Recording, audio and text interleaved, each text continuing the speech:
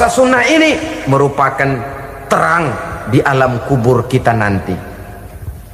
Yang kedelapan, at-tasqil limizanihi, diberikan keringanan pada timbangan di hari akhirat nanti. Bahwa setelah dibangkitkan dari kubur, setiap kita akan menghadapi perhitungan, akan ditimbang segala macam kebaikan dan segala macam kejahatan yang pernah kita lakukan di dalam kehidupan. Orang yang melaksanakan ibadah puasa sunnah, at-tasqilu limizanihi, diberikan keringanan timbangan hari akhiratnya nanti. Yang kesembilan, an-najah minal bala, diberikan keselamatan dari segala macam bencana. Dan yang ke-10, as-su'ud ala darajatihi, diberikan ketinggian, naik derajatnya, derajat di dunia, lebih-lebih lagi derajat di akhirat nanti. Assalamualaikum warahmatullahi wabarakatuh. Alhamdulillahi rabbil alamin, wa bihi nasta'inu ala umuri dunya waddin. Salatu wassalamu ala ashrafil anbiya wal mursalin, Sayyidina wa maulana Muhammadin wa ala alihi wa sahbihi ajma'in, amma ba'du.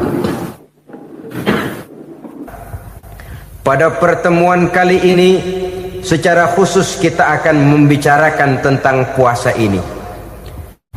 Kita akan mulai dari yang pertama, puasa sunnah. Sebagaimana yang kita maklum, sunnah adalah satu perbuatan yang apabila kita kerjakan berpahala, tapi apabila kita tinggalkan tidak merupakan dosa. Hanya saja ia merupakan barometer dan ukuran daripada orang-orang yang cinta kepada sunnah itu sendiri. Ada banyak jenis puasa sunnah ini. Yang pertama, puasa sunnah di bulan Muharram. Rasulullah sallallahu alaihi wasallam bersabda, afdalus siyami ba'da Ramadan syahrullahil Muharram, wa afdalus salati ba'dal faridah salatul lail. Diriwayatkan oleh Muslim dari Abi Hurairah. Puasa yang paling utama sesudah puasa Ramadan tidak lain adalah puasa di bulan Muharram. Dan solat yang paling afdol sesudah solat yang wajib adalah solat pada sepertiga malam yang akhir. Puasa di bulan Muharram merupakan puasa sunnah dan mempunyai nilai yang sangat besar dalam pandangan Allah Subhanahu wa ta'ala. Buat mereka yang mampu melaksanakan puasa sunnah di bulan Muharram ini, boleh melaksanakannya selama 10 hari. Hari yang pertama, boleh juga 3 hari saja, atau setidak-tidaknya 1 hari daripada bulan Muharram. Yang kedua, puasa 10 hari daripada bulan Zulhijjah. Karena bulan Zulhijjah ini memang termasuk bulan yang dimuliakan oleh Allah Subhanahu wa ta'ala. Pertama, di sana ada hari Tarwiyah, ada hari Arafah, ada hari kurban, ada talbiyah, ada pelaksanaan haji dengan segala manasiknya. Maka puasa sunnah di bulan Zulhijjah merupakan amalan yang sangat utama dan besar pahalanya dalam pandangan Allah Azza wa Jalla. Sebagian ulama menjelaskan, man shoma hazihil ayyam akramahullahu bi asyri asya'in. Siapa orang yang melaksanakan ibadah puasa sunnah pada hari-hari 10 di bulan Zulhijjah ini, Allah Subhanahu wa ta'ala akan memuliakannya dengan 10 macam perkara. Saudara, ini keuntungannya. Yang pertama, orang yang puasa di hari-hari 10 bulan Zulhijjah diberikan al-barakah fi umrihi, diberikan keberkahan pada umurnya. Setiap kita ingin memperoleh umur yang berkah. Umur yang berkah itu yang bagaimana? Apa yang jumlahnya panjang? Mungkin. Tetapi yang jelas umur yang berkah ini adalah umur yang bisa dipertanggungjawabkan di hadapan Allah Subhanahu wa taala.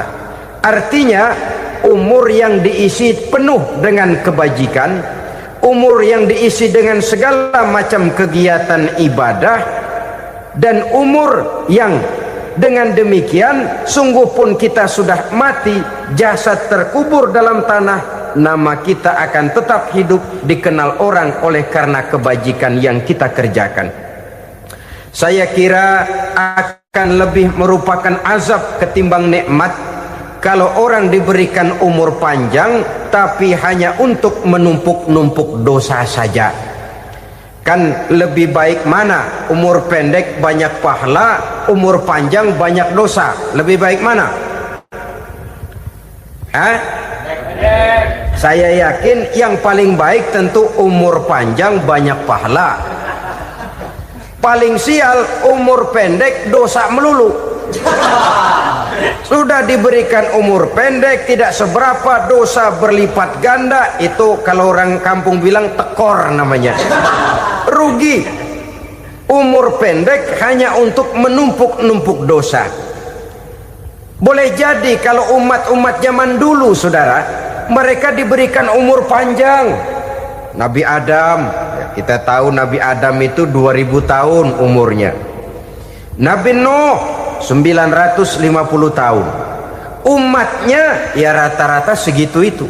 Nah, kalau mereka misalnya punya umur 800 tahun, lalu 200 tahun mereka melakukan dosa, kan masih punya restan 600 tahun untuk taubat. Karena umurnya diberikan jatah panjang. Kita ini oleh Allah Subhanahu wa taala, umat Nabi Muhammad ini umurnya pendek-pendek. Kalau nyontoh Nabi 63 tahun saja. Kalau diberikan 70 tahun umur kita sekarang, itu sudah dapat jatah lebih 7 tahun. Alhamdulillah bahwa Allah memberikan saat-saat, waktu-waktu, tempat-tempat yang punya nilai istimewa, sehingga umur yang pendek ini bisa bernilai panjang, nilai ibadahnya bisa bernilai pahala seperti umat yang berumur panjang dahulu itu. Karena itu manfaatkan umur dengan baik, dan salah satu keberkahan daripada umur akan datang dengan melaksanakan ibadah puasa sunnah. Ini yang pertama. Yang kedua, az-ziyadatu fi malihi, berikan tambahan hartanya, menjadi orang kaya. Kaya apa? Kaya hati setidak-tidaknya. Karena dengan tekun dan rajin melaksanakan ibadah puasa, yang segera tertanam dalam jiwa seseorang merasakan cukup di dalam kehidupan. Itulah dia orang yang paling kaya, orang yang hidupnya paling cukup. Kalau orang sudah merasa cukup dalam hidupnya, maka itulah dia orang yang kaya. Saudara-saudara kaum muslimin rahimakumullah, puasa sunnah memberikan tambahan harta, usahanya berkembang, dengan demikian membawa keberkahan, hartanya makin bertambah, akan menunjang ibadahnya kepada Allah, lebih memantapkan dan membawa ketenangan dalam hidupnya. Itu termasuk berkahnya melaksanakan puasa sunnah itu. Yang ketiga, al-hifzu fi iyalihi, diberikan penjagaan, perlindungan terhadap keluarganya, anaknya sehat, sanak famili dan handai tolannya terjaga dan terpelihara dari segala malapetaka, dari segala mara bahaya, kesehatannya terjamin dan terpelihara. Itu sudah merupakan modal yang sangat besar di dalam kita mengarungi kehidupan. Sebab rasanya sulit untuk bahagia, duit kita banyak sekali, usaha kita selalu mendatangkan untung yang berlipat ganda. Tapi sebentar-sebentar anak kita sakit, yang ampek, yang korengan, yang kena musibah, ndak tak karu-karuan sakit, berobat sampai jutaan rupiah. Itu kan sudah tidak membawa kebahagiaan. Uang masuk yang begitu banyak jumlahnya habis akhirnya untuk berobat saja. Sebenarnya hitung-hitung ya seri-seri juga. Usaha berhasil, duit banyak, habis untuk berobat. Lah sama juga saudara-saudara. Jadi dengan demikian biar duit kita banyak, asal keluarga pada sehat saja, udah enak bener itu. Duit banyak, ekonomi cukup, keluarga sehat, nikmat rasanya menjalani kehidupan ini. Yang kiamat sudah duit kagak barang seperak, keluarga ampek semua. Kiamat sudah.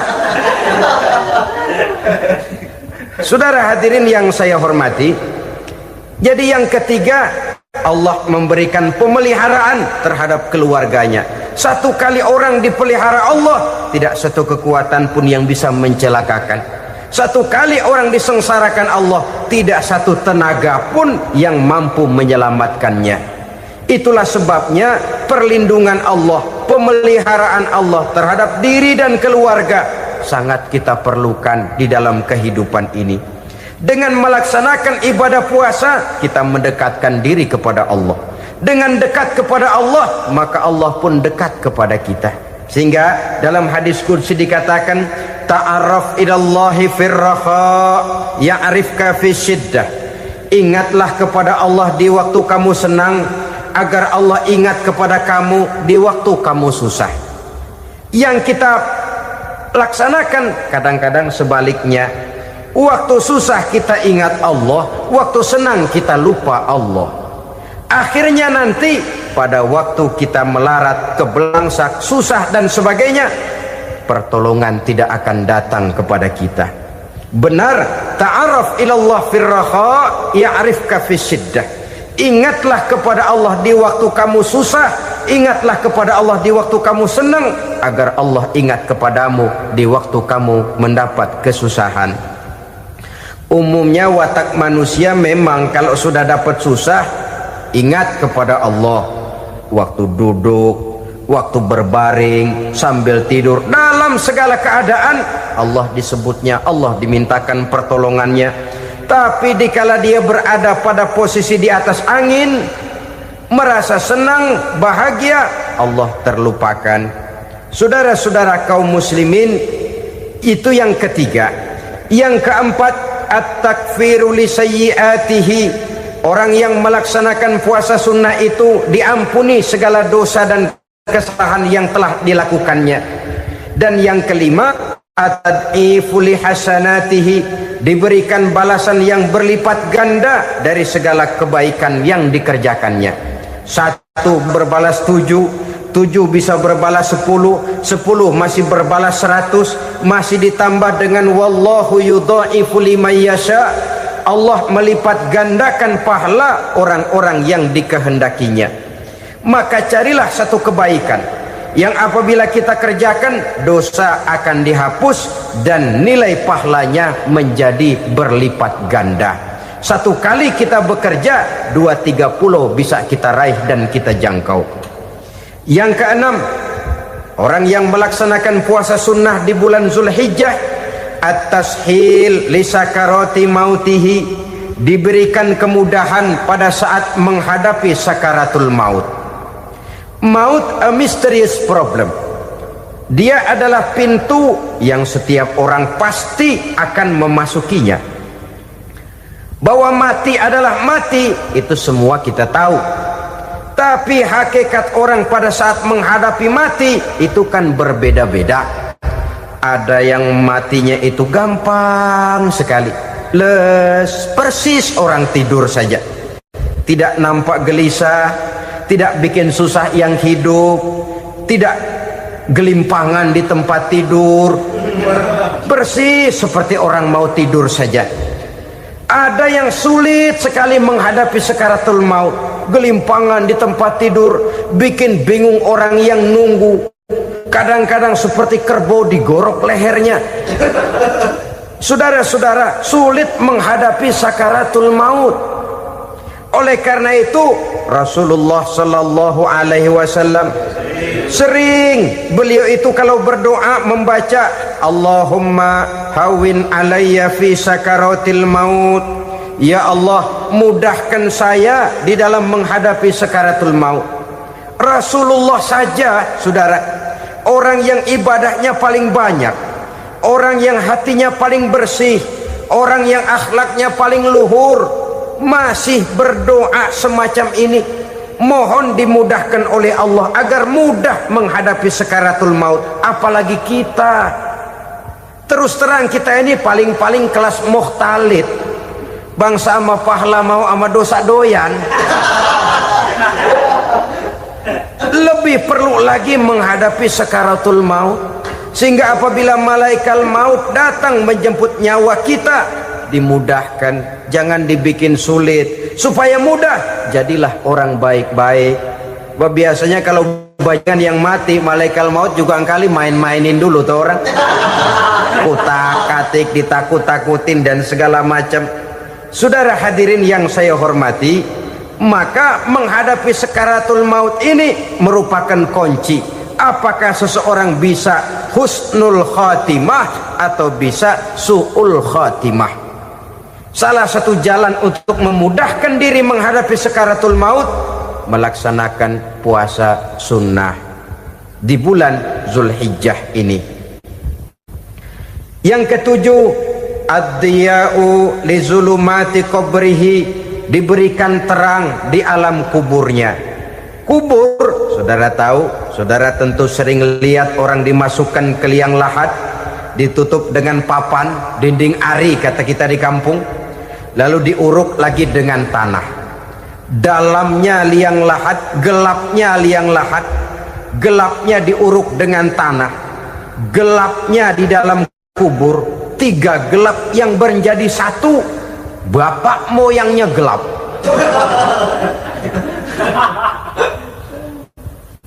Puasa sunnah ini merupakan terang di alam kubur kita nanti. Yang kedelapan, at-tasqil limizanihi, diberikan keringanan pada timbangan di hari akhirat nanti. Bahwa setelah dibangkitkan dari kubur, setiap kita akan menghadapi perhitungan, akan ditimbang segala macam kebaikan dan segala macam kejahatan yang pernah kita lakukan di dalam kehidupan. Orang yang melaksanakan ibadah puasa sunnah, at-tasqilu limizanihi, diberikan keringanan timbangan hari akhiratnya nanti. Yang kesembilan, an-najah minal bala, diberikan keselamatan dari segala macam bencana. Dan yang ke-10, as-su'ud ala darajatihi, diberikan ketinggian, naik derajatnya, derajat di dunia, lebih-lebih lagi derajat di akhirat nanti.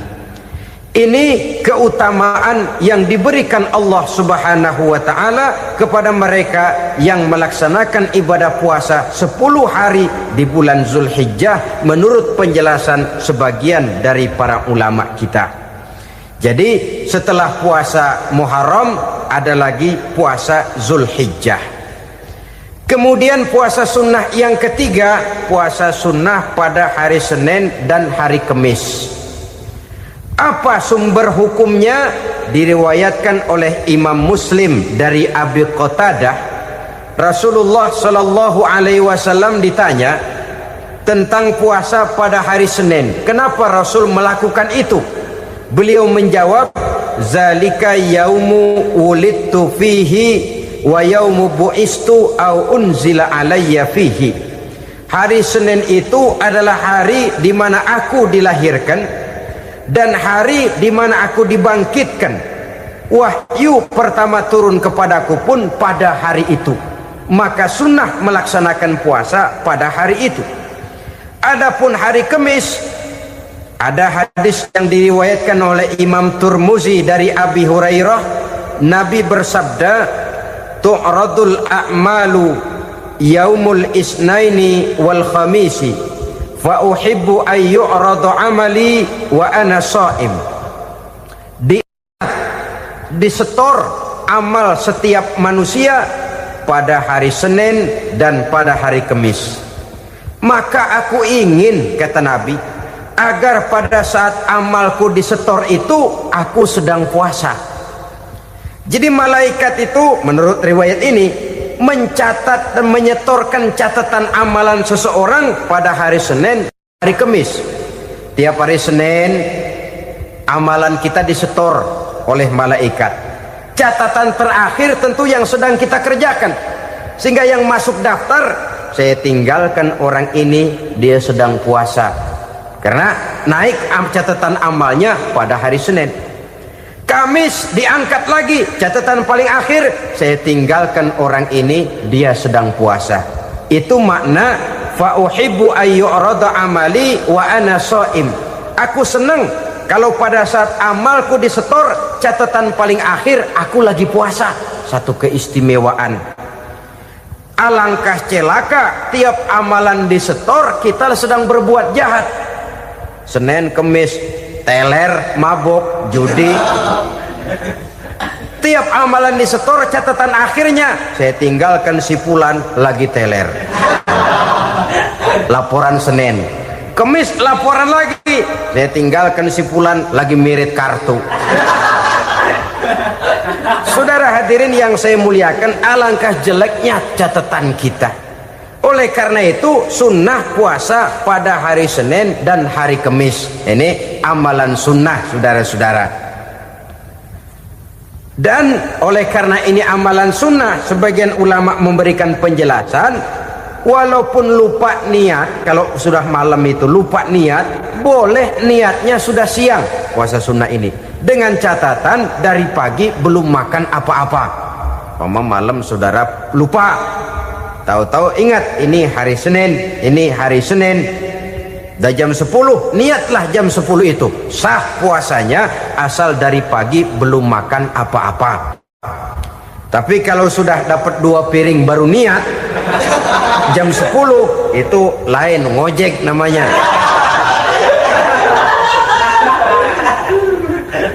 Jadi puasa sunnah yang ketiga, puasa pada hari Senin dan hari Kamis. Yang keempat, puasa jenis sunnah yang keempat, puasa 6 hari di bulan Syawal. Diriwayatkan oleh Imam Muslim dari Abi Ayyub bahwa Nabi bersabda, "Man shoma Ramadhana summa atba'ahu sittan min Syawal kana kasyamid dahri." Barang siapa yang berpuasa di bulan Ramadan kemudian diikutinya dengan 6 hari di bulan Syawal, maka dia seolah-olah seperti orang yang berpuasa 1 abad lamanya. Allahu Akbar.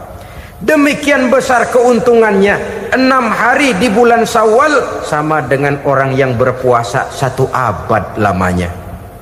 Ini fadailul a'mal, saudara-saudara. Jangan diartikan karena menang sudah puasa 6 hari bulan Syawal, Ramadan tahun depannya lantas nggak puasa. Kenapa? Ukurannya sudah 1 abad. Bukan itu pengertiannya. Ini mendorong orang memberikan ganjaran pahala yang sedemikian besar. 6 hari setelah Ramadan, artinya di bulan Syawal. Tidak pada hari pertama Syawal, karena haram hukumnya berpuasa pada hari fitri itu. 6 hari di bulan Syawal. Tinggal lihat yang mampunya saja.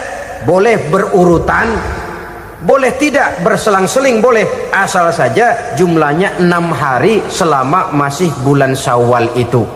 Hari ini 3 hari lagi, 4 hari lagi, diselang-seling atau berurutan, itu juga lebih baik. Puasa sunnah 6 hari daripada bulan Syawal. Kemudian yang kelima, puasa sunnah 3 hari pada setiap bulan. 3 hari pada setiap bulan. Diriwayatkan oleh Imam Bukhari dan Muslim dari Abi Hurairah. Abi Hurairah bercerita, "Ausani khalili sallallahu alaihi wasallam bisalasin." Kekasih saya Rasulullah berwasiat kepada saya, memesankan benar-benar kepada saya untuk melaksanakan 3 amalan yang terpuji. Pertama, siyamu salasati ayyamin min kulli syahrin. Puasa 3 hari dalam setiap bulan. Ini wasiat yang pertama. 3 hari pada setiap bulan. Tidak peduli bulan apa saja. Dalam artian ya bulan menurut perhitungan Islam ya. Muharram, Safar, Rabiul Awal, Rabiul Tsani, Jumadal Ula, Jumadil Akhir, Rajab, Sya'ban, Ramadan, Syawal, Zulqa'dah, Zulhijjah dan selanjutnya. 3 hari pada setiap bulan. Tanggalnya tanggal berapa saja. Lebih utama pada yang disebut Yaumul Bid, yaitu hari-hari di mana bulan menunjukkan purnama. Tanggal 13, tanggal 14 dan tanggal 15 pada setiap bulannya itu disunahkan melaksanakan puasa. Itu wasiat pertama, puasa 3 hari pada setiap bulan. Wasiat yang kedua, waraqatai duha, melaksanakan sholat duha sekurang-kurangnya 2 rakaat. Itu wasiat yang dipesankan benar kepada saya, kata Abi Hurairah. Pertama, puasa 3 hari pada setiap bulan. Yang kedua, usahakan jangan meninggalkan 2 rakaat minimal daripada sembahyang duha. Kita tahu sembahyang duha itu sembahyang sunnah di waktu pagi seketika matahari naik sepenggalahan. Sekurang-kurangnya 2 rakaat, sebanyak-banyaknya 8 rakaat. Di antara fadilah atau keutamaan daripada sholat duha ini yaitu menyangkut masalah rezeki dan usaha. Kemudian wasiat yang ketiga, wa an utira qabla an anama. Beliau sangat berwasiat kepada saya untuk sholat witir sebelum tidur. Artinya sholat malam sebagai amalan sunnah di dalam kehidupan kita. Jadi saudara-saudara, dalam hidup ini kita akan selalu berbentur dengan keperluan. Kalau pada satu saat kita sudah sampai kepada tahap berpikir ini keperluan saya, tentu hal-hal semacam ini akan kita kerjakan. Kita belum tergerak melaksanakan ini semua oleh karena barangkali kita merasa belum memerlukannya. Karena itu marilah kita berusaha di samping melaksanakan puasa yang wajib juga melaksanakan puasa yang sunnah di dalam kehidupan kita. Ini jenis puasa-puasa yang sunnah. Kemudian yang kedua, ada macam puasa yang disebut puasa nazar. Hukum pelaksanaannya wajib apabila nazarnya sudah terwujud. Puasa nazar, puasa yang dikaitkan dengan suatu persoalan. Umpamanya, kalau saya lulus ujian, saya akan puasa 1 minggu lamanya. Begitu ujiannya ternyata lulus, dia wajib bayar nazarnya. Puasa 7 hari, tidak lagi sunnah tapi wajib karena dia nazarkan. Asal saja tidak sah nazar kepada yang makruh apalagi kepada yang haram. Umpamanya nazar kalau tembus 6 nomor mau puasa 3 hari. Itu nazar semacam itu bukan saja tidak sah tapi haram hukumnya. Tidak boleh nazar kepada yang makruh apalagi kepada yang haram. Jadi apabila maksud yang sudah kita niatkan tercapai, wajiblah nazar itu dibayar, yaitu kalau nazarnya sunnah melaksanakan ibadah puasa. Saudara-saudara kaum muslimin rahimakumullah. Jenis puasa yang ketiga kita kenal dengan puasa wajib. Dan ini kita laksanakan pada bulan suci Ramadan. Tentang teknis pelaksanaan ibadah puasa di bulan Ramadan sudah pernah saya bicarakan pada pertemuan tentang Ramadan dan Idul Fitri.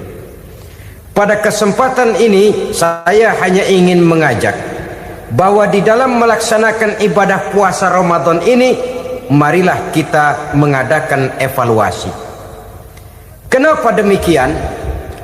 Barangkali secara jujur, walaupun agak berat, saya masih harus berkata, masih banyak di antara kita umat Islam yang di dalam melaksanakan suatu ibadah terjebak dalam rutinitas ritual. Apa itu rutinitas ritual? Itu bahasa susah. Berhubung saya tidak ingin bicara yang susah-susah, kita bicara yang mudah-mudah saja. Maksud saya, banyak di antara kita umat Islam yang di dalam melaksanakan suatu ibadah itu hanya dengan prinsip asal sekadar gugur kewajiban saja. Akibatnya, sampai sejauh mana ibadah itu berhasil membentuk kepribadian diri kita, kita jarang mengadakan evaluasi dan penilaian. Solat yang penting gugur kewajiban. Puasa yang penting sudah gugur kewajiban. Haji yang penting sudah gugur kewajiban.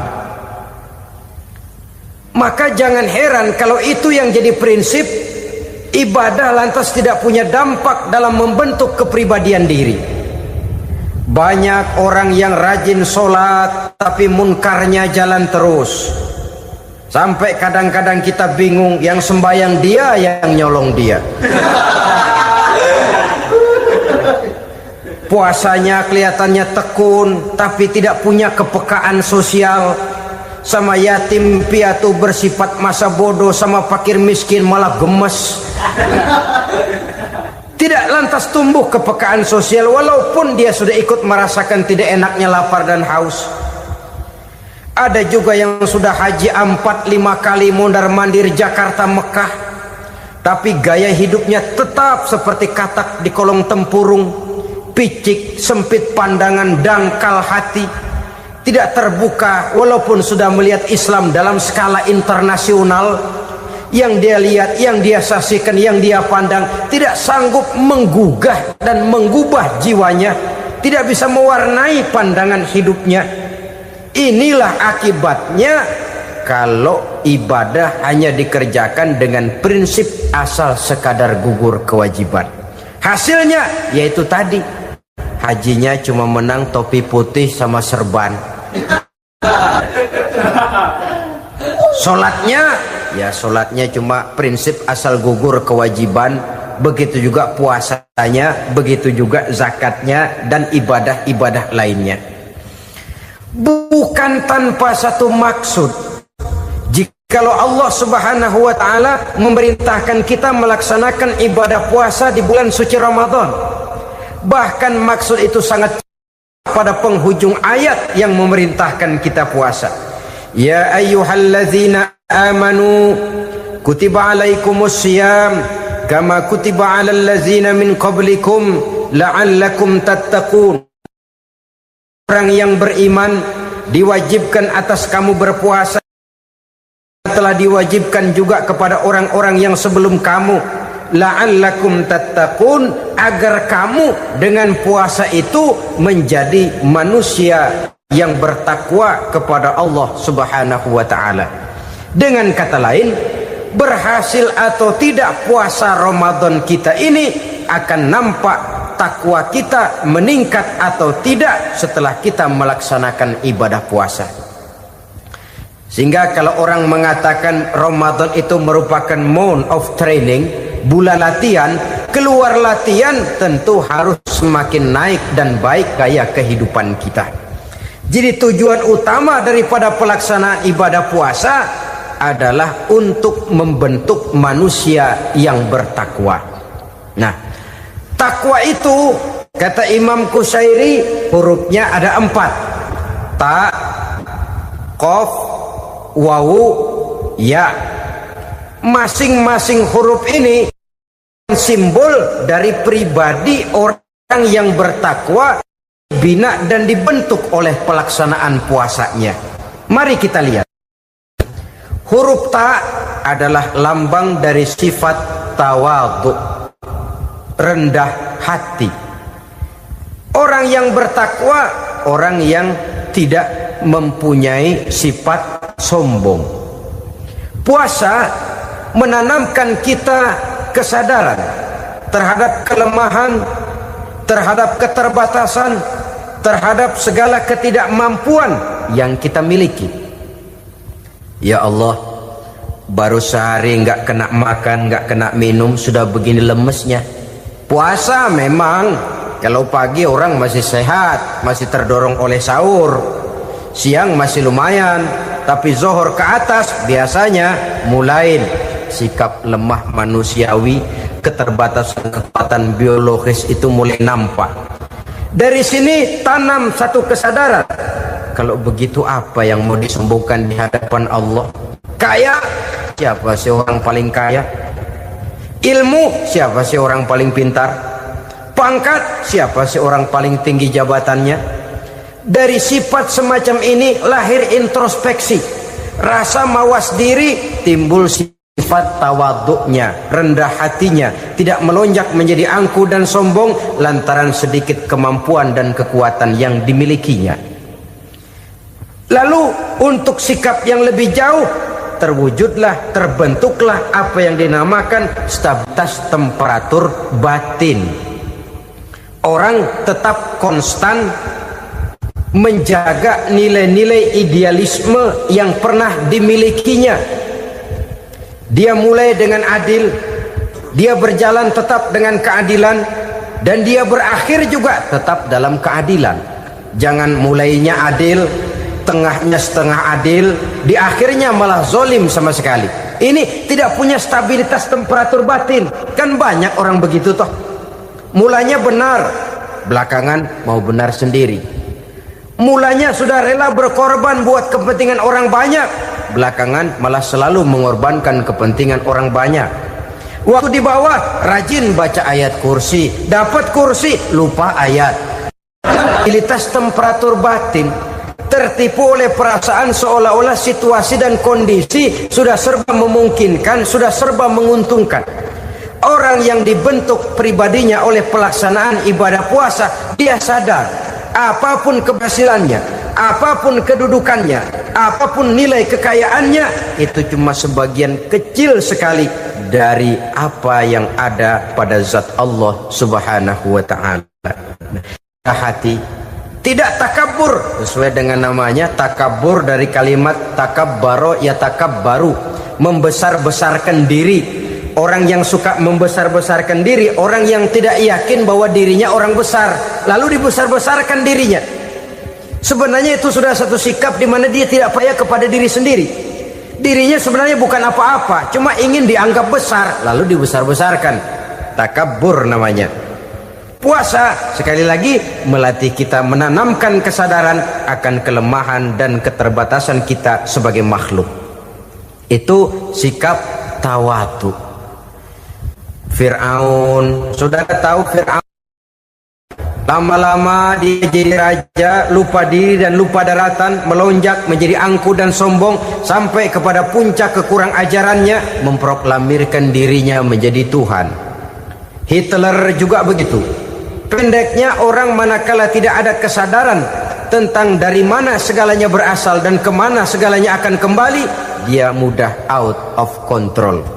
Kalau sudah out of control, maka dia akan melakukan perbuatan yang melampaui batas.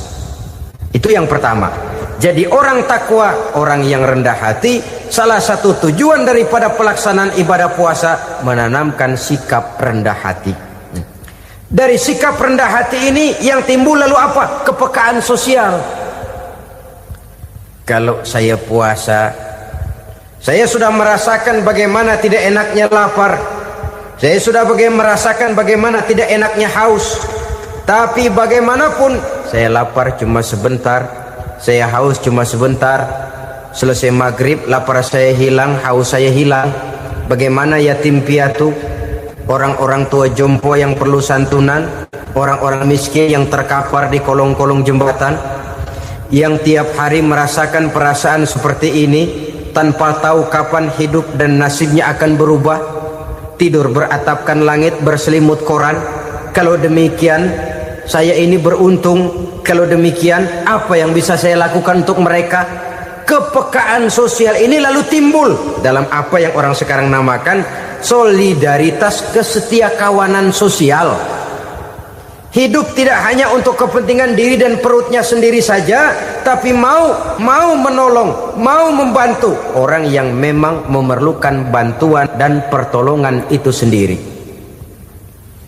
Jangan setelah tahu lapar tidak enak, haus tidak enak, tapi kita tidak mau tenggang rasa, tidak mau timbang rasa. Begini loh tidak enaknya lapar, begini loh tidak enaknya haus. Ini terjadi pada diri saya masih mampu, masih berbuka puasa. Bagaimana yang tiap hari merasakan seperti ini? Tidak Ramadan, tidak Syawal, tidak Zulqa'dah, tidak Zulhijjah, selalu kelaparan dan kehausan. Dari sana timbul kepekaan sosial. Lalu lahirlah sikap pemurah, dermawan, mau menoleh ke kiri dan ke kanan. Bahkan Al-Quran itu sampai mengancam betul. Ara'aital ladzi yukadzibu bid-din fadzalikal ladzi yad'ul yatim wa la mendustakan agama. Islam mendustakan Islam. Salat dia tapi mendustakan salat. Puasa dia tapi mendustakan puasa. Siapa mereka itu? Fadzalikal ladzi yad'ul yatim. Merekalah orang-orang yang meninggalkan anak-anak yatim. Wa la yahuddu ala ta'amil miskin, dan tidak pernah memberi pertolongan, tidak memerintahkan memberi makan kepada fakir miskin, walaupun dia berada pada posisi dan kondisi yang memang dia mampu. Nah, kalau dia tidak mampu itu lain soal. Dia mampu, dia tahu, dan dia diam saja, itu termasuk yukadzibu biddin, orang-orang yang mendustakan agama. Berlindung kita kepada Allah, jangan sampai termasuk ke dalam kelompok itu. Yang kedua saudara, huruf takwa itu qaf. Qaf adalah lambang dari sifat qanaah. Qanaah artinya merasa cukup. Puasa melatih kita untuk bersikap cukup dalam hidup. Kalau kita perturutkan menjelang saat berbuka, menunggu waktu berbuka, istilah orang di Jawa Barat ngabuburit katanya, kita menunggu saat berbuka, segalanya saja ingin kita beli, segalanya saja ingin kita minum, semuanya saja ingin kita makan, sebab nafsu sudah begitu berupa, perut sudah sedemikian lapar, kerongkong sudah sedemikian haus, rasanya semuanya saja ingin kita telan. Tapi tahukah kita bahwa setelah maghrib berbunyi, berapa banyak yang kita makan, berapa banyak yang kita minum? Sesuaikah dengan keinginan kita tadi siang? Tadi siang semuanya ingin kita makan, tadi siang semuanya ingin kita minum. Setelah berbuka, berapa banyak yang kita makan, berapa banyak yang kita minum? Itulah kehidupan. Segalanya ingin kita kuasai, segalanya ingin kita punyai, tapi berapa sih yang benar-benar kita perlukan? Maka orang kaya adalah orang yang hidupnya cukup. Orang miskin hakikat yang selalu merasa kurang. Bagaimanapun besar rumah, banyak uang kita, berpuluh kendaraan kita, kalau hidup selalu merasa kurang, itu artinya kita masih miskin. Maka jikalau ingin menjadi orang kaya, kuncinya hakikatnya cuma satu, hati kita merasa cukup dengan yang diberikan Allah, bersyukur atas segala nikmatnya, dan dengan syukur itu, nikmat itu akan ditambah oleh Allah Subhanahu wa ta'ala. Puasa menimbulkan sifat qanaah, dan qanaah adalah watak daripada orang-orang yang bertakwa kepada Allah Subhanahu wa ta'ala. Persis seperti orang minum air laut, makin diminum makin haus, makin diminum makin kering tenggorokan. Begitulah orang berhadapan dengan materi. Tadinya dia akan senang kalau dia merasa punya tanah ratusan hektar. Sudah ratusan hektar tidak cukup, ngelamun lagi, alangkah nikmatnya kalau bisa beli gunung. Gunung dibeli. Sudah punya gunung, lihat laut, aduh kalau laut juga bisa dibeli, beli lagi laut. Sudah punya laut, lihat ke atas, langit ada yang jual apa enggak ya?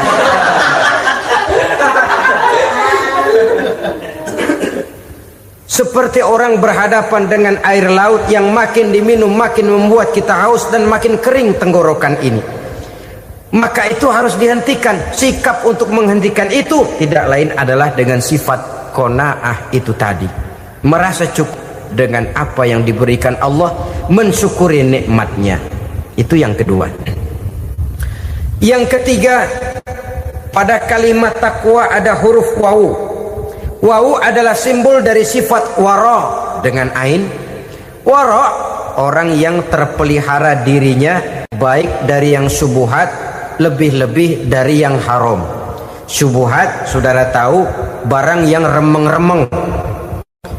Tapi sungguh pun remeng-remeng, kira-kira prosentasenya 70-30. 70% haram, 30% kemungkinan halalnya. Maka yang syubhat lebih baik dijauhi daripada diambil. Orang yang punya kepribadian wara, dirinya terpelihara, jangankan dari yang haram, dari yang syubhat saja dia sanggup menjaga dan memelihara dirinya. Oleh karena itu saya heran kalau orang di bulan Ramadan dia sanggup menjaga diri di waktu siang dari jenis makanan yang halal, dari jenis minuman yang haram. Ada tahu nganggur di meja siang, enggak dia makan. Ada air teh nganggur di meja siang, enggak dia makan, padahal itu jenis makanan dan minuman yang halal.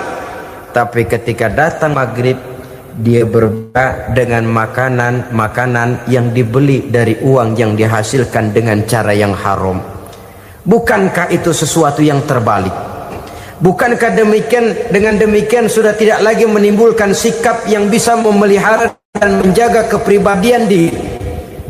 Orang yang membiasakan diri terpelihara dari yang syubhat apalagi yang haram, maka baik yang dipakainya, yang diminumnya, yang dimakannya terdirilah dari barang-barang yang baik yang dihalalkan oleh agama. Wara. Kemudian yang keempat, pada huruf kalimat takwa ada huruf yakin. Huruf ya simbol dari sifat yakin. Orang yang puasa dibentuk kepribadiannya mempunyai satu keyakinan yang tangguh, dan keyakinan adalah ciri daripada orang yang takwa. Kita lihat yang dipanggil melaksanakan ibadah puasa ini kan iman, karena memang sulit untuk melaksanakan puasa kalau tidak iman yang jadi dasar. Setidaknya seperti sudah pernah saya sampaikan, ibadah puasa ini memang sulit terkena penyakit show. Kalau kita sholat barangkali terangsang karena kelihatan orang lain. Kalau kita pergi haji mungkin jadi sugesti karena orang banyak tahu. Kalau kita bayar kita jadi terangsang karena banyak orang lihat. Tapi kalau sudah puasa, puasa itu kan yang tahu cuma kita dan Allah saja. Ya kita sholat, orang lain lihat, kita jadi rada semangat. Kita pergi haji, orang lain banyak ngantar, kita semangat. Kita bayar zakat, orang lain banyak saksikan, kita bersemangat. Tapi kita puasa, siapa yang mau nyaksiin kita puasa? Siapa yang mau memuji kita puasa? Siapa yang mau menyanjung kita puasa? Itu cuma urusan kita dan Allah. Oleh karenanya dasar daripada pelaksanaan ibadah yang haus mencekik tenggorokan, segalanya jadi nikmatan. Tidak ada kerja yang lebih indah selain kerja yang didasarkan kepada satu keyakinan bahwa yang kita kerjakan itu adalah sesuatu yang benar. Dalam hal ini sesuatu yang diperintahkan oleh Allah Subhanahu wa taala kepada kita. Saudara-saudara kaum muslimin rahimakumullah. Demikianlah titik evaluasi kita. Jangan berpuasa hanya dengan prinsip asal sekadar menggugurkan kewajiban saja, yang akan berakibat Ramadan tahun ini berakhir begitu, Ramadan terjebak menjalani rutinitas ritualnya saja. Bahkan kadang-kadang yang nyata betul, Nabi menganjurkan tingkatkan ibadah pada 10 hari yang akhir di bulan Ramadan, tanggal 20 sampai akhir Ramadan. Yang kita praktekkan malah kegiatan ibadah kita justru menurun pada 20 Ramadan yang akhir. Coba lihat 20 Ramadan ke atas, itu pasukan tarawih paling kelas 60-70 tahun ke atas.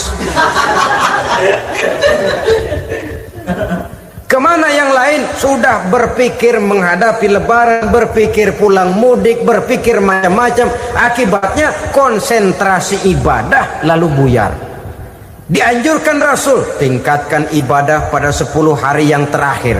Kita malah makin ke akhir makin lancip.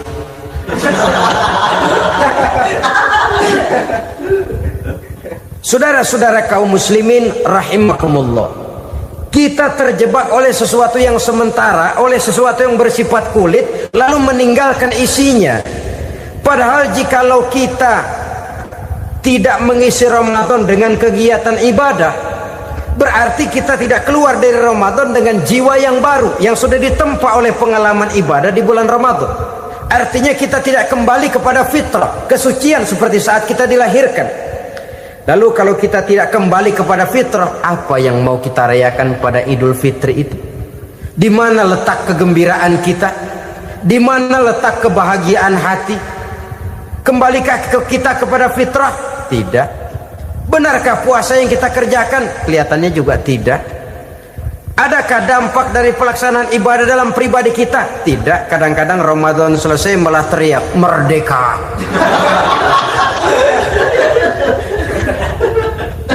Kalau tadinya Ramadan dia merasa terhalang, mau keluar siang, mau makan siang, bulan puasa, mau minum siang, bulan puasa, mau gandengan, bulan puasa. Ramadan selesai, kibarin bendera, teriak merdeka. Lalu kembali merajalela. Saudara-saudara, dampaknya tidak akan kelihatan. Padahal puasa yang baik, la'allakum tattaqun, membentuk manusia yang bertakwa kepada Allah Azza wa Jalla.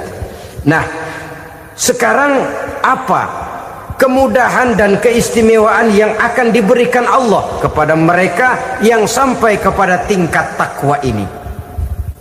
Al-Quran menjelaskan, pertama, may yattaqillaha yaj'al lahu makhraja. Barang siapa yang bertakwa kepada Allah Subhanahu wa taala, maka dia akan diberikan makhraja. Makhraja itu jalan keluar dari segala macam kesulitan. Jalan keluarnya ada saja. Menurut ukuran kemampuan dia tidak mungkin, mustahil, tidak bisa, mana mungkin. Tapi pada waktunya ada saja jalan keluarnya. Termasuk jenis yang yaj'al lahu makhraja. Orang yang bertakwa kepada Allah selalu diberikan jalan keluar dari segala kesulitan yang dihadapinya. Siapa sih orangnya yang tidak pernah sulit dalam hidup ini? Siapa orang yang tidak pernah mengalami kesulitan? Tapi kadang orang menilai, itu kelihatannya hidupnya enak aja ya, kayaknya gak pernah mengalami kesulitan. Sebenarnya bukan tidak pernah mengalami kesulitan, Allah selalu memberikan jalan keluar dari segala kesulitan yang dihadapinya.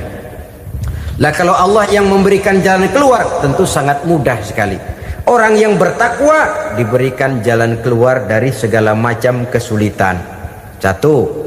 Yang kedua, wa yarzuqhu min haitsu la yahtasib. Dia akan diberikan rezeki oleh Allah dengan jalan yang tidak disangka-sangka. Rezekinya datang dengan cara yang tidak disangka-sangka. Gajinya mungkin kecil, tapi penghasilannya gede. Kan itu yang penting.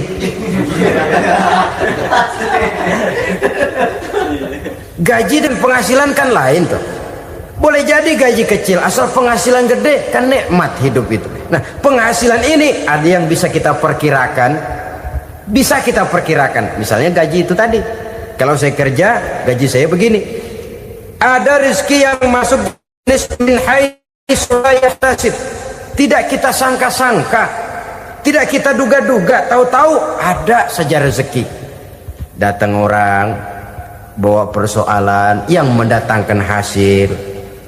Sebab rezeki, jodoh, maut memang seperti bayangan. Kita uber-uber dia lari, kita diem dia diem. Kan gemesin itu. Bayang-bayang itu begitu. Kita kejar, dia lari. Rezeki juga begitu. Kita diam, dia diam. Setengah mati yang namanya rezeki kita cari, kita uber. ngubik sampai ratusan bohong kita kerjain. Tapi memang belum waktunya, ya sulit untuk tembus. Tapi kadang-kadang giliran kita nongkrong di rumah, datang orang bawain rezeki. Itulah yang namanya rezeki. Tapi ini untuk orang yang bertakwa. Kalau tidak punya kredibilitas takwa, jangan lalu pakai ayat ini. Diberikan Allah dengan rezeki dengan jalan yang tidak disangka. Kan ada ayatnya dah, kita mah manteng aja di rumah dah. Ntar juga tuh rezeki datang.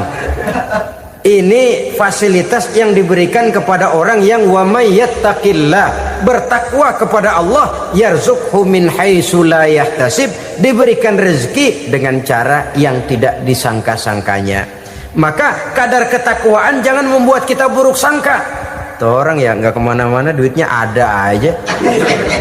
Kalau dia takwa, Allah berikan jalan keluar.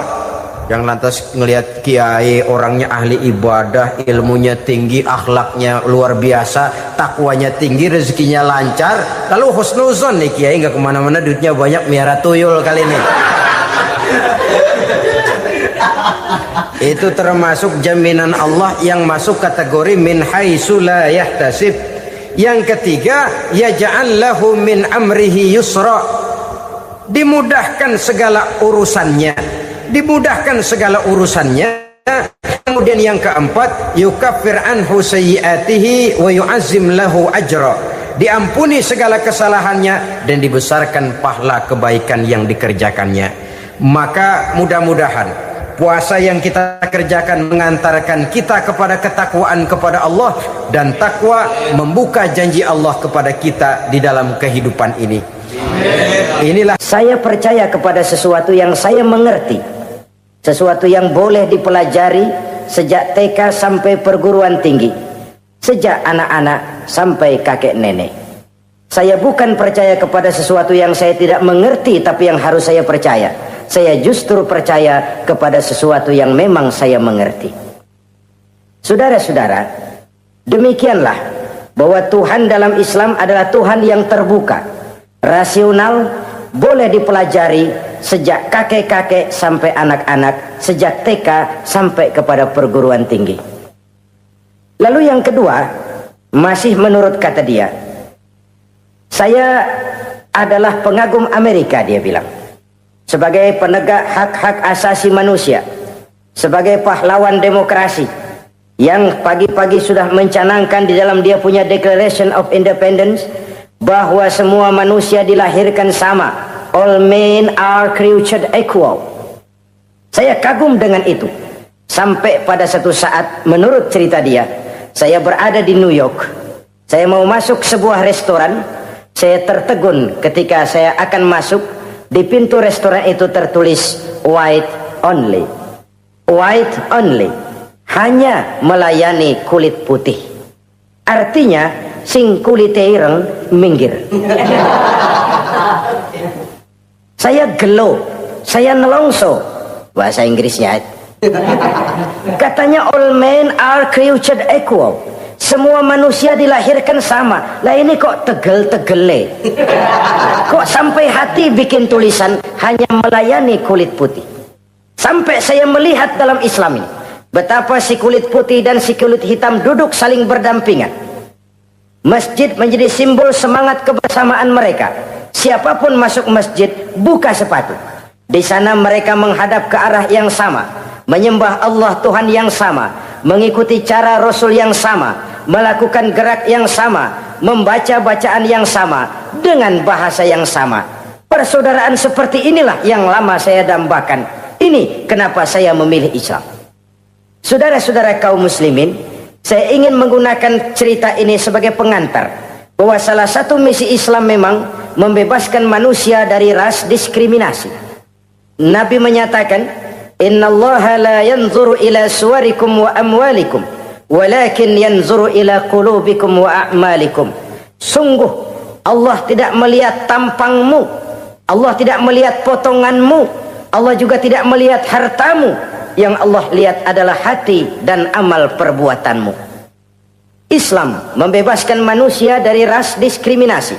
Dari manapun orang datang, apapun warna kulitnya, dari suku apapun ia dilahirkan, akidah mengikatnya dalam satu persaudaraan yang mesra, persaudaraan Islam.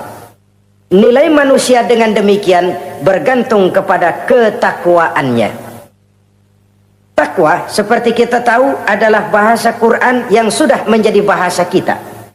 Sedemikian sering kalimat ini dipakai, sampai-sampai ia mengalami pergeseran dari arti yang sebenarnya.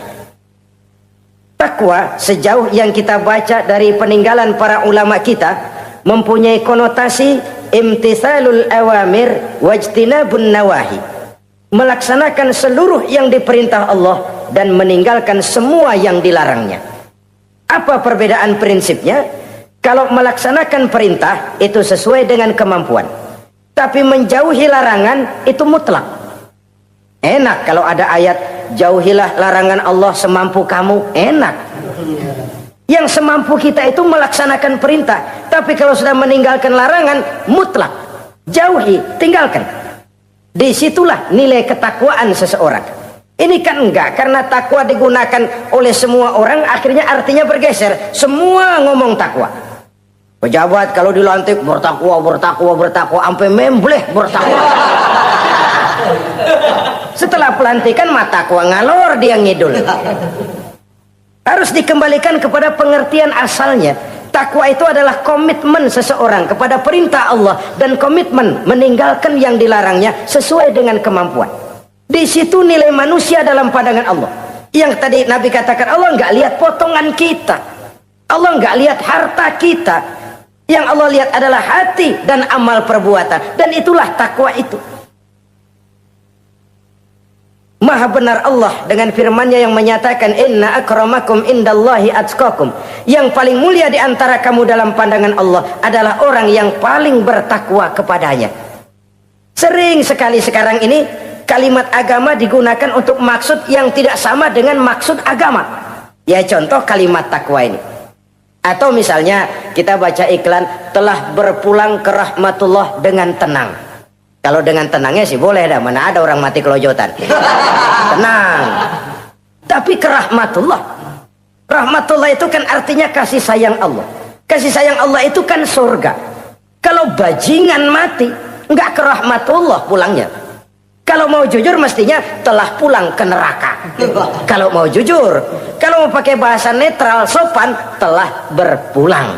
Begitu sajalah. Pulang kemana? Ya sesuai dengan amalan dia.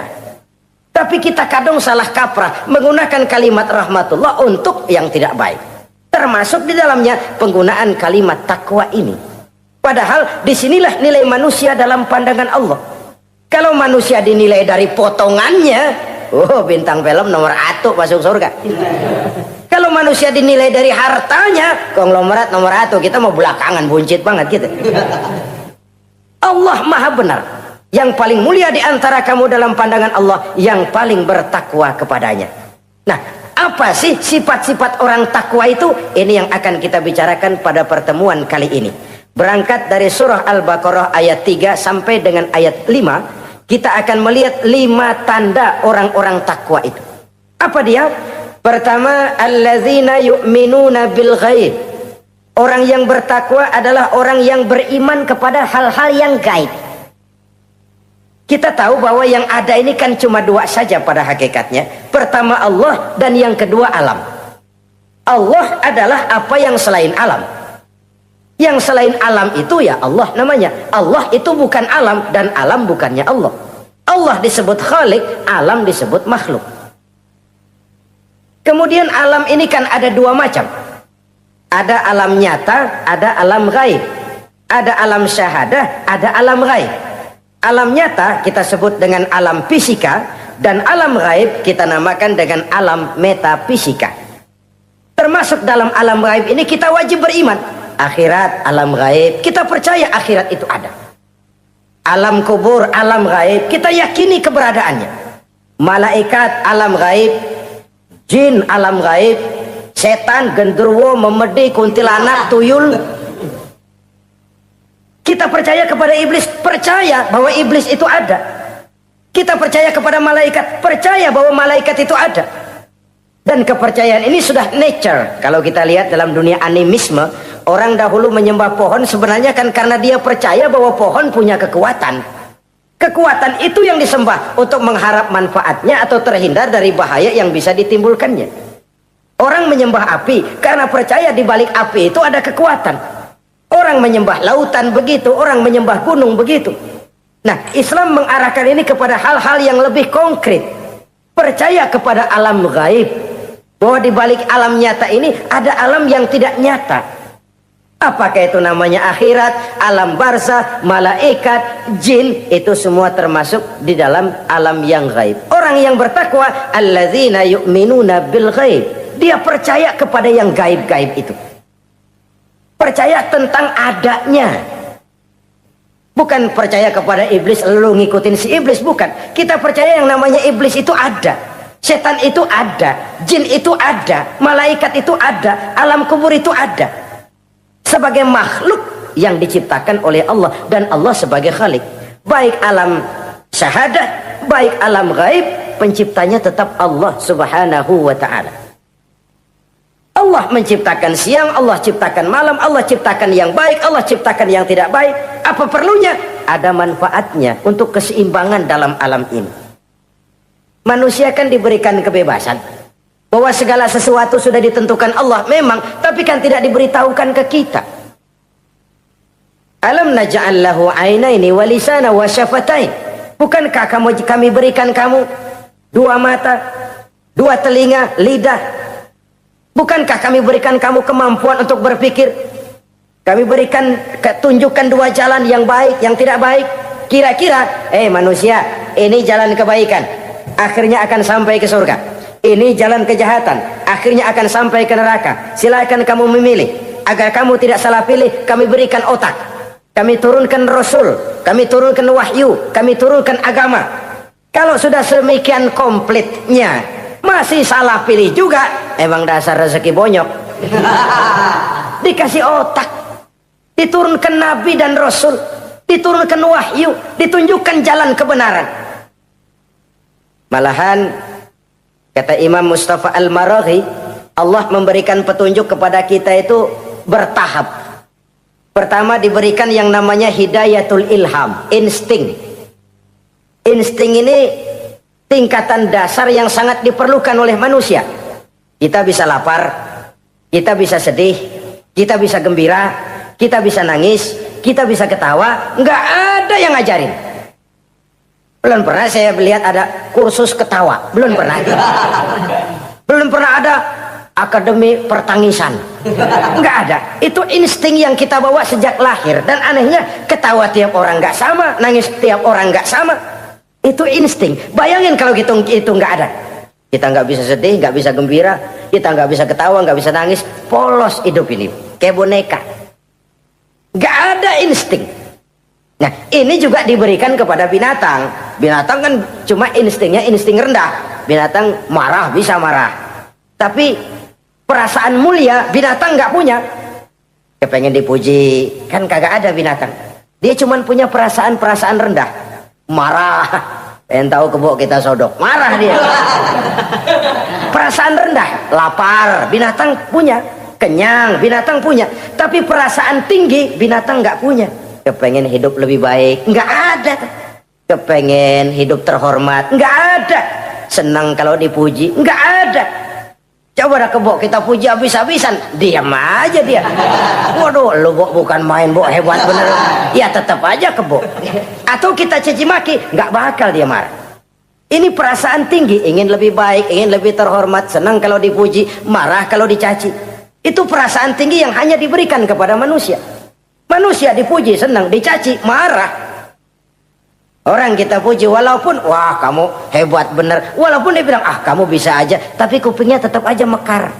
Senang kalau dipuji. Insting yang rendah diberikan juga kepada binatang, tapi bukan insting yang tinggi. Ini petunjuk pertama. Dengan itu kita punya perasaan dasar untuk mengagumi, untuk sedih, untuk gembira dan sebagainya. Setelah insting kita diberikan panca indera yang kerjanya juga nggak sama. Penciuman dengan pendengaran dengan penglihatan kan nggak sama. Yang enak buat kuping belum tentu enak buat hidung. Orang buang angin kalau ditinjau dari segi bunyi enak buat kuping. Tapi hidung kan kelabakan. Kerjanya nggak sama. Panca indera ini penting sebagai kesiapan untuk melayani insting. Persiapan melayani insting. Cukupkah? Tidak. Binatang juga diberikan panca indera. Bahkan kadang-kadang panca indera binatang lebih tajam daripada panca indera manusia. Nah, lalu diberikan yang ketiga. Ini yang membedakan manusia dari binatang. Apa? Hidayah berupa akal, pikiran. Dengan ini coba kita lihat. Manusia bikin rumah, burung bikin rumah. Tapi bandingkan rumah burung dari tahun atu, ya gitu-gitu aja. Tapi rumah manusia, Masya Allah, modelnya macam-macam. Ada yang kita dari jauh nggak ngerti ini celengan apa rumah orang ini, bundar begini. Binatang bikin rumah, manusia bikin rumah. Binatang bikin rumah dengan insting, manusia bikin rumah dengan otak. Hasilnya berbeda. Manusia tidak punya sayap, tapi dengan otaknya dia bisa terbang lebih tinggi dari burung. Manusia tidak bernapas dengan insang, tapi dengan otaknya dia bisa nyelam lebih dalam daripada ikan. Ini kelebihan manusia dari binatang, diberikan otak. Belum cukup rupanya otak, karena otak ini penemuannya relatif. Apa yang dianggap hari ini benar, besok udah nggak benar. Apa yang hari ini otaknya bilang baik, besok dia bilang jelek. Apa yang hari ini otaknya bilang katakan jelek, besok dia bilang baik. Yang relatif tidak bisa dijadikan pegangan. Maka Allah lalu memberikan yang keempat. Hidayatuddin namanya.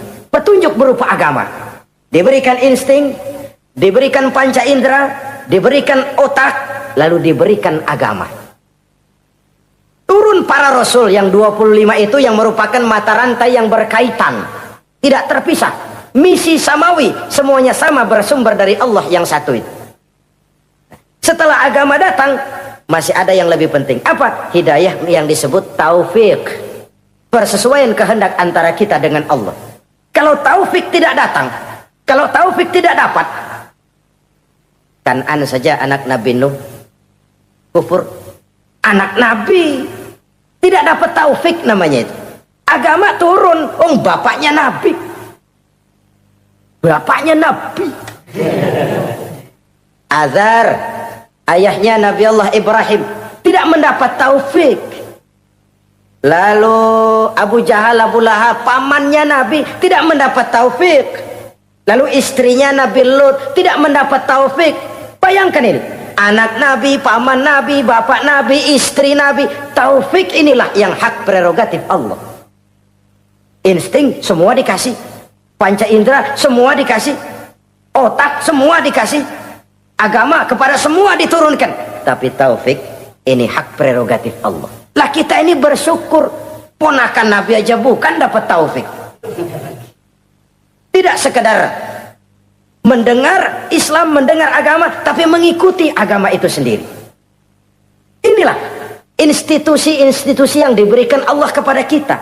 Jadi kalau sudah begini lengkap, manusia, nih aku kasih, tempuh jalan ini, masih salah juga, dasar sableng.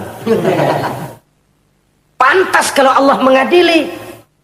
Pantas kalau Allah memberikan sanksi. Kenapa? Rasul udah turun, otak dikasih, panca indera dikasih, peringatan dikasih, masih salah juga. Pantas dong kalau diadili. Kecuali kalau Allah nggak nurunin apa-apa. Hidup dah selagu-lagu lu sono. Mau guling, mau gupak, terserah deh. Kalau begitu, lalu ada pengadilan, nggak adil.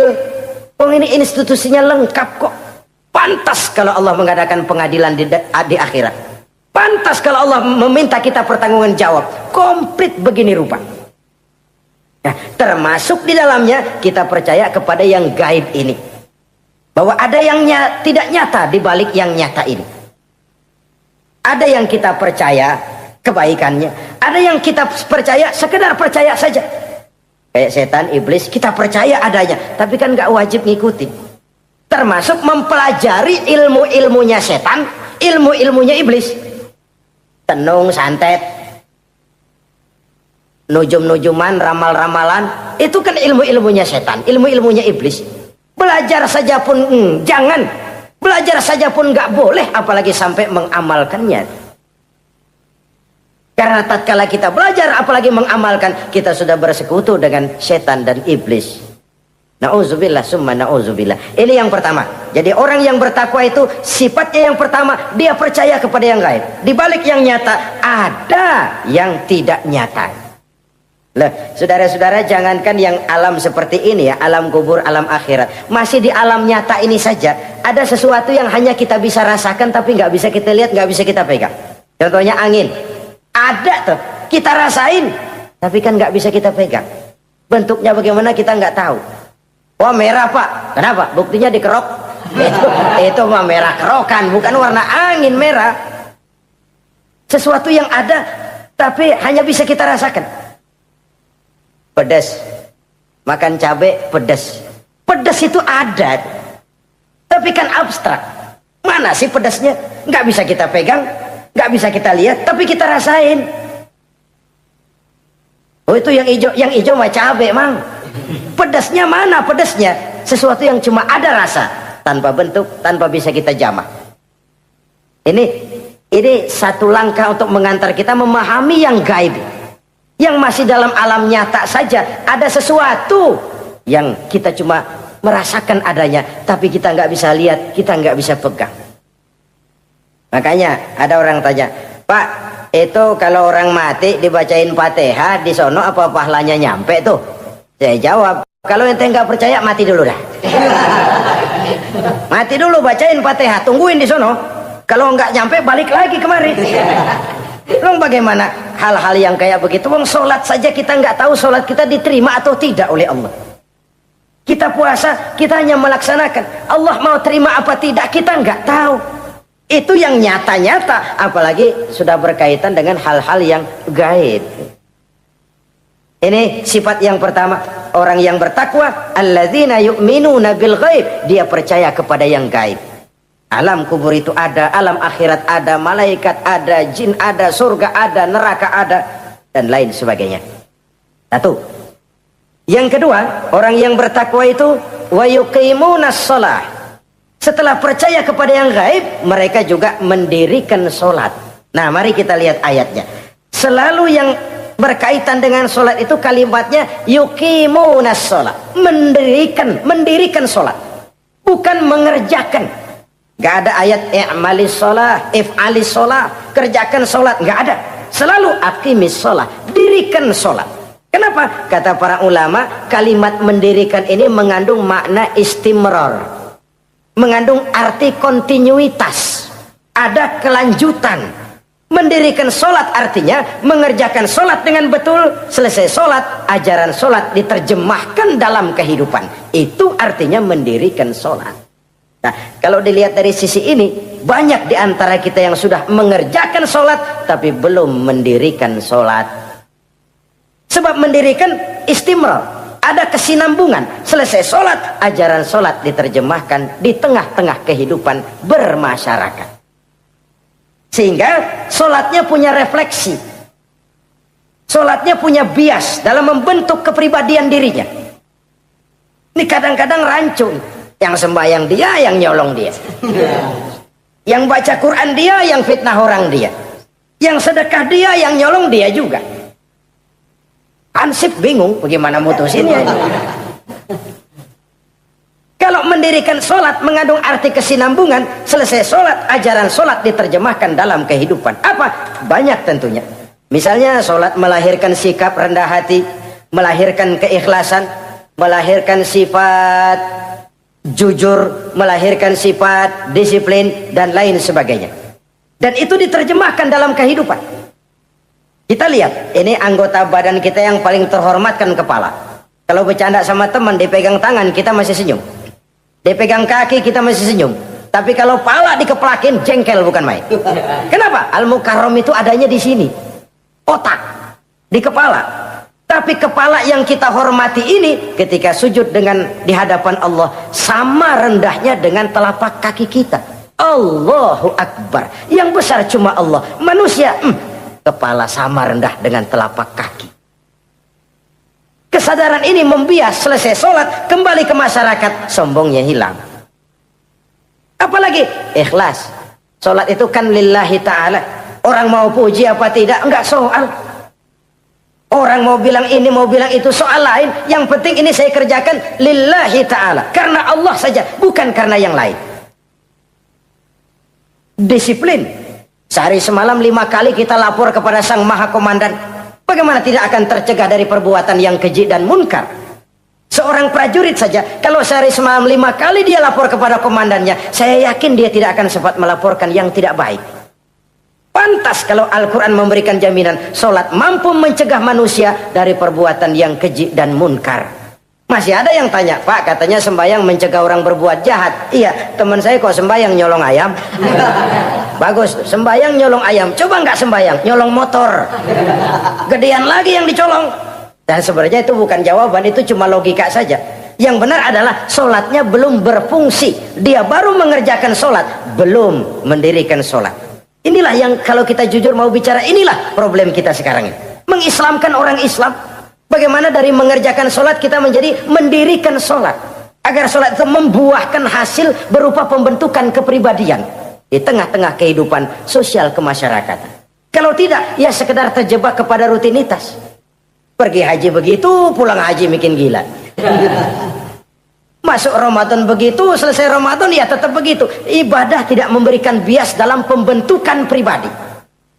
Itulah sebabnya digunakan kalimat yuqimunas sholat, mendirikan sholat, yang mengandung arti berkesinambungan. Selesai sholat, jiwa dan semangat, ajaran dan filsafat sholat diterjemahkannya dalam kehidupan sehari-hari. Saudara-saudara kaum muslimin rahimakumullah. Sifat yang ketiga dari orang takwa adalah wa mimma razaqnahum yunfiqun. Mereka menginfakkan sebagian dari rizki yang diberikan Allah kepada mereka. Rizki menurut definisi yang diberikan para ulama kita, ar-rizqu bimakna al-ata hissiyan kana aw ma'nawiyan. Rizki adalah pemberian, baik yang abstrak maupun yang konkret. Selama ini kita sering mengartikan rizki hanya dalam bentuk uang, sehingga rizki kita dibatasi oleh pengertian kita sendiri. Padahal tidak cuma uang, ilmu adalah rizki, jabatan dan kedudukan adalah rizki, otoritas dan wibawa juga rizki, anak, istri, suami juga rizki. Ketika ayat ini mengatakan wa mimma razaqnahum yunfiqun, mereka menginfakkan sebagian dari rizki, yang dimaksud di sini adalah rizki yang konkret dalam bentuk materi, uang, benda dan lain sebagainya. Orang yang bertakwa sadar benar, dari Allah rizki datang, ke jalan Allah rizki dibelanjakan. Semakin kita rajin membelanjakan rizki di jalan Allah, biasanya akan semakin mengalir rezeki dari Allah. Semakin bakhil kita, kadang-kadang rezeki juga malas deketin kita. Yang keempat, orang yang bertakwa itu alladzina yu'minuna bima unzila ilaika wa ma unzila min qablik. Mereka beriman, mereka percaya kepada apa yang diturunkan terhadap Muhammad, yaitu Al-Quran, wa ma unzila min qablika, dan apa yang telah diturunkan sebelum kamu, yaitu Taurat, Zabur dan Injil. Orang yang takwa percaya bahwa Allah dahulu telah menurunkan Taurat kepada Musa, Allah telah menurunkan Zabur kepada Nabi Daud, Allah telah menurunkan Injil kepada Nabi Isa. Percaya sekadar percaya, tidak wajib mengamalkan ajarannya. Kita percaya Taurat itu kitabnya Allah, Injil dahulu yang diturunkan kepada Nabi Isa kitab Allah, Zabur kitab Allah. Percaya sekadar percaya, bukan percaya kemudian mengamalkan, bukan. Karena dengan turunnya Al-Quran, maka seluruh kitab-kitab terdahulu sudah tercakup di dalam Al-Quran. Orang yang bertakwa percaya kepada apa yang diturunkan terhadap Nabi Muhammad. Apa itu? Al-Quranul Karim. Bagaimana kepercayaan kita kepada Al-Quran? Bahwa dia kitab suci yang isi dan redaksinya langsung dari Allah, yang kita membacanya beribadah, mengerti atau tidak mengerti artinya. Akan lebih baik setelah bisa membaca, mengerti, kemudian mengamalkannya dalam kehidupan kita. Saudara-saudara, kalau kita adakan konteks ini di mana-mana, modernisasi, globalisasi, kemajuan sering membawa pergeseran nilai. Dulu, ini zaman dulu ya, waktu listrik belum masuk desa, kita rasakan betul kalau masuk kampung berasa banyak orang Islam, padahal rumah pakai lampu templok, lampu tempel, paling banter patroma. Tapi kita masuk kampung berasa kok banyak orang Islam. Kenapa? Suara Al-Quran kedengaran dari rumah-rumah. Kenapa? Ada anak-anak muda lagi latihan baca barzanji. Kenapa? Ada patayat, santri-santri wanita lagi baca solawatan. Kenapa? Nenek-nenek lagi ngapalin sifat 20 sembari nyisik. Wujud artinya ada, maka mustahil zaman dulu. Terjadilah modernisasi, listrik masuk desa. Apa yang kita lihat? Rumah pada terang. Terus televisi main gede-gedean. Lalu radio kaset main kenceng-kencengan. Tergeserlah suara Al-Quran, apalagi solawatan, apalagi barzanjian. Apa tidak boleh? Ya boleh saja. Apa tidak bagus? Ya bagus saja. Tapi kalau harus menggeser, apalagi menggusur nilai-nilai positif, itu yang kita prihatin. Kan Nabi mengingatkan, la tattabi'anna sunnana man kana qablakum shibran bi shibrin wa zira'an bi zira'in. Kamu akan ikuti tingkah laku orang-orang sebelum kamu. Cuma ikut-ikutannya nggak berasa. Sejengkal, lalu sehasta, lalu semeter, lalu 3 meter. Begitu enak kamu ikut-ikutan budaya orang lain, sampai yang kamu ikuti masuk lubang biawak, kamu akan masuk juga ke dalamnya. Inilah kehidupan kita, inilah kehidupan anak-anak kita. Jujur mereka lebih kenal Valentine Day daripada Muharram. Anak-anak kita, anak-anak muslim, kalau kita menghitung Muharram sampai Zulhijjah nggak hafal.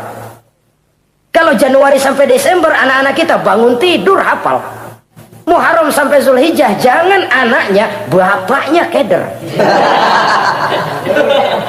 Kita hanyut oleh budaya-budaya yang, ya bukan saya katakan bukan tidak baik, tapi kalau harus menggeser, apalagi menggusur yang ada kaitannya dengan nilai agama, ini kan ironi. Ikut-ikutan kita sejengkal, semeter, sampai yang diikutin masuk lubang biawak, udah kadang asik ikut, ya ikut juga nyemplung ke dalamnya. Orang sering katakan mula-mula dari nama dulu nih yang kagak begitu kelihatan pengaruhnya. Mula-mula malu pakai nama yang berbau Quran, malu pakai nama yang berbau Islam.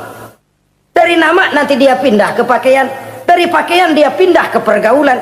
Kalau sudah pindah ke pergaulan, dikhawatirkan pindah agama pun nggak terasa. Wah, semua agama sama, semua agama bagus. Lalu bagaimana? Bagaimana musimnya aja. Ironi, menyedihkan, memilukan, bahkan memalukan. Yang tidak boleh kan fanatik kepada guru, yang tidak boleh kan fanatik kepada suku. Kalau kepada agama, fanatik itu wajib, dalam arti bukan sempit, berpegang teguh kepada agama. Satu sikap yang wajar, bahwa penganut suatu agama menganggap cuma agamanya yang benar. Itu sikap setiap penganut agama. Orang Kristen begitu, orang Hindu begitu, orang Buddha begitu. Kenapa kalau orang Islam begitu lalu dianggap ekstrim? Sebagai Muslim saya yakin cuma Islam yang benar. Kristen juga akan bilang begitu. Kristen yang benar, Buddha juga akan bilang begitu. Ini fanatisme, dan wajar penganut suatu agama menganggap cuma agamanya yang benar. Yang lain juga bersikap begitu. Tapi kalau Islam saja yang bilang ekstrim katanya. Dunia internasional sendiri kadang-kadang, kalau sudah ekstremis, teroris, kok cepat sekali alamatnya ke Islam. Saudara-saudara kaum muslimin rahimakumullah, saya kembali kepada soal kita. Begitu enak kamu ikut-ikutan, yang kamu ikuti masuk ke lubang biawak, kamu akan ikut juga masuk ke dalamnya. Maka hati-hati bergaul, maka hati-hati memilih teman, maka baik teman pergaulan, lebih-lebih teman hidup. Karena orang sering bilang cinta itu love is blind katanya ya. Cinta itu kotok, cinta itu buta, cinta itu lamur, nggak bisa bedain coklat, nggak bisa bedain yang lain-lain. Orang sering kehilangan pertimbangan. Demi cinta akidah terjual, demi cinta akidah tergadai. Tidak ada kemalangan yang paling malang kecuali kalau kita harus berpisah dengan